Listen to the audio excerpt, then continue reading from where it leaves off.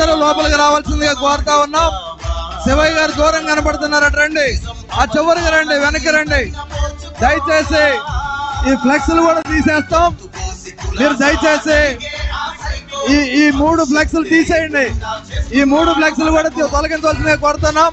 జాగ్రత్తగా పక్కన పెట్టండి, జాగ్రత్తగా తీసి పక్కన పెట్టండి. ఈ 3 ఫ్లెక్స్లు జనం దయచేసి లోపలికి రండి. ఆ కుడి చేతి పక్కన ఉన్నటువంటి ఫ్లెక్స్లు తొలగించవలసిందిగా కోరుతా ఉన్నాం.